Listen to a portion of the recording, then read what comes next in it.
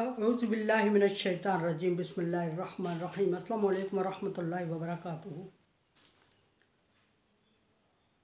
सूरह हूद है मेरे सामने और सूरह हूद की आयत नंबर 74 है, पारा नंबर 12 है और रुकू नंबर 6 चल रहा है।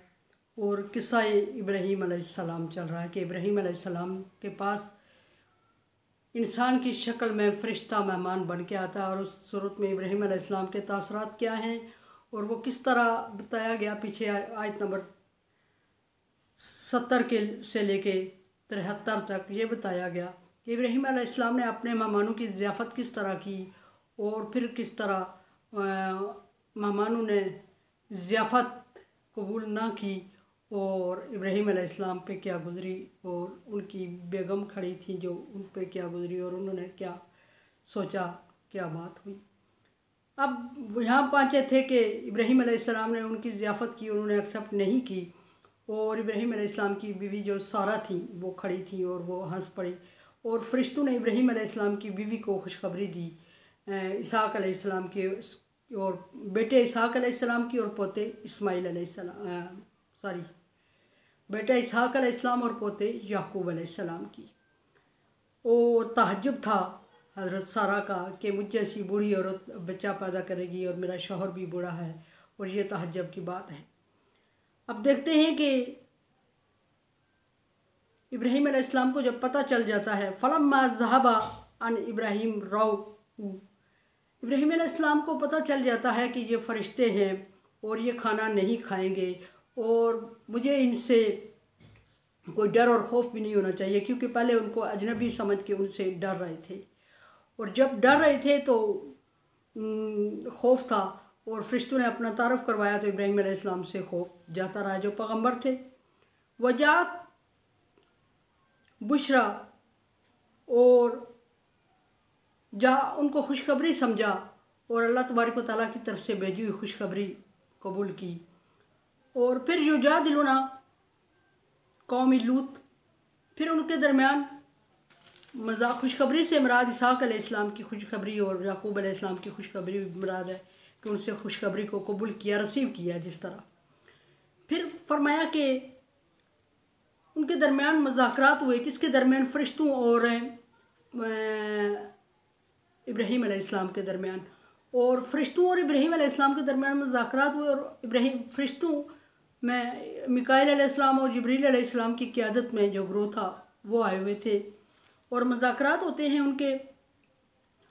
इन्ना इब्राहीम अल्लाह हलीमुन अवाउन मुनीबुन, तो इब्राहीम अलैहिस्सलाम को इंतहाई बुर्दबार, रहमदिल और तावन करने वाला और सोच विचार करने वाला पाया, यानी खैर सगाल पाया। फ़रिश्तों ने देखा कि इब्राहीम अलैहिस्सलाम लूत अलैहिस्सलाम और उनकी कौम के बारे में खैर सगाली की और अच्छे जज्बात रखते हैं और इंतहाई बर्दबारी और तहम्मुल से फ़रिश्तों से बात की और उम्मीद ये रखी कि अज़ाब, यानी कहने का मतलब यह है कि अज़ाब के बारे में नरम दिली का मुज़ाहरा किया कि इतना सख्त अज़ाब नहीं होना चाहिए। महसूस करवाया अल्लाह के हुक्म में कोई दूसरी राय नहीं थी। कालू फ़रिश्तों ने कहा या इब्राहीम आरिज़ अन हाज़ा, इब्राहीम आप इस चीज़ को नज़रअंदाज कर दें, आप इस चीज़ को छोड़ दें, आप इस चीज़ पे डिस्कस ना करें, आप इस चीज़ पे इतने परेशान ना हो, आप इस चीज़ पे दुखी ना हो, क्योंकि ये इनके अमाल थे और वो अल्लाह का फ़ैसला है। हम ना इनके अमाल के दरमियान हाइल हो सके, ना इनको अमाल से रोक सके और ना अल्लाह को फ़ैसले से रोक सकते हैं। सो अल्लाह तबारक व तआला ने तुझे जैसे पैगाम दिया है तो उसको कबूल कर। और इब्राहीम अलैहिस्सलाम अल्लाह तबारक व तआला की तरफ रुजू करने लगे और अल्लाह ताला से उम्मीद रख रहे थे अच्छे की। इससे फ़रिश्ते बहुत मुतासर हुए। ये एक इंसानी शान नहीं, पैगम्बराना शान थी कि जिस लूत अलैहिस्सलाम की कौम ने उस एरिए के लोगों का जीना हराम किया हुआ था, इस्तों के खेल रहे थे, उस लूत अलैहिस्सलाम की कौम के लिए इब्राहीम अलैहिस्सलाम दुखी थे और परेशान थे। इन्नहु क़द जा अम्रु रब्बिका, फ़रिश्तों ने दूसरी बात की, एक बात की कि इब्राहीम अलैहिस्सलाम आप इस चीज़ में ना पड़ें, आप इस चीज़ से दस्तबरदार रहें और ये उनके अमाल थे और अल्लाह का फ़ैसला है, इसमें आप हाइल नहीं हो सकते, आप दुखी ना हो, हाइल तो हो ही नहीं सकते थे। अल्लाह के फ़ैसले के दरमियान। फरमाया कि दूसरी बात की कि एक कि आप दुखी ना हों, और दूसरी ये कि अब वो वक्त आ चुका है कि अल्लाह का फ़ैसला हो के रहेगा। अल्लाह तबारक व तआला ने जो फ़ैसला कर लिया है, यानी अज़ाब देने का फ़ैसला कर लिया है, वो हो चुका है टाइम पूरा। और बहुत अल्लाह तबारक व तआला ने इनको ढील भी दी। लैसा बिज़्ज़ल्लाहि लिल अबीद के वादे के तहत कि अल्लाह तबारक व तआला ने यकदम इन पर अज़ाब नाज़िल नहीं किया, बल्कि लूत अलैहिस्सलाम को वक्तन फ़क्तन इनको तबलीग का हुक्म देते रहे। लूत अलैहिस्सलाम ने पूरी कोशिश की, और जब कोशिश के बावजूद ये लोग नहीं कामयाब हुए, लूत अलैहिस्सलाम नहीं कामयाब हुए, और लूत अलैहिस्सलाम की कौम क्या, लूत अलैहिस्सलाम की बीवी ने भी लूत अलैहिस्सलाम की बात नहीं मानी, और उनका अपना एक जो फेल था, बद फेल, उस पर वो कायम रहे तो अब अल्लाह तबारक व तआला माफ़ करने वाला नहीं है। इन्नो माता हम अज़ाब गैर मरदूद, और उन पर ऐसा अज़ाब अल्लाह तबारक व तआला ने मसल्लत करना है। ये फरिश्ते तीसरी बात इब्राहीम अलैहिस्सलाम से फरमा रहे हैं कि अल्लाह तबारक व तआला का हुक्म है, और अल्लाह तबारक व तआला ने उन पर ऐसा अज़ाब मसल्लत करना है कि जो वापस होने वाला नहीं है। ये फ़ैसला हो चुका है, और ये अज़ाब इन पर मसल्लत होके रहेगा, और उन पर अल्लाह तबारक व तआला अज़ाब भेज रहा है।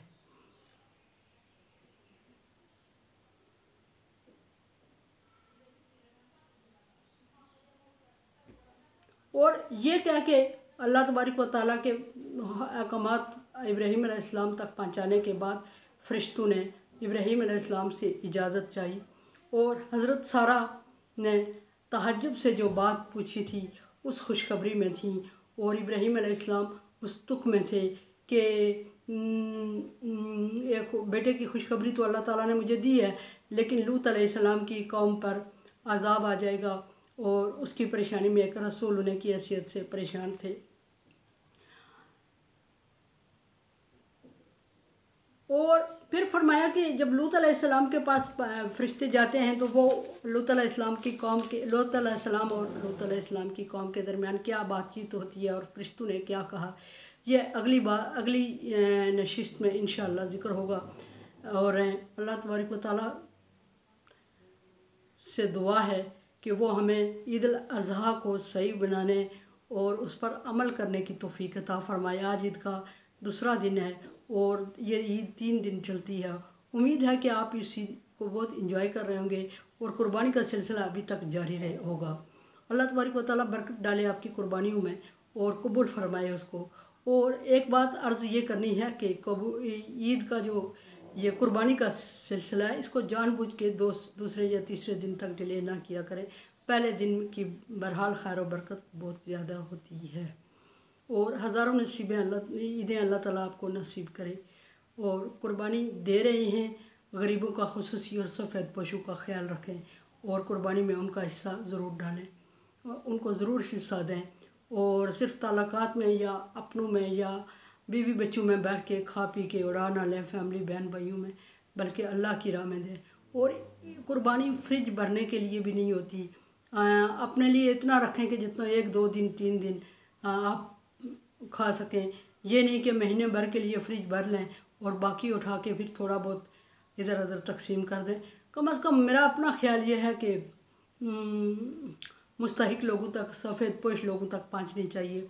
लेकिन आजकल वो एक बात बनी हुई है कि जो मांगने वाले हैं, इन्होंने एक बिज़नेस बना लिया है, और ये उठा के इतना जमा कर लेते हैं कि ये सेल करते हैं जाके।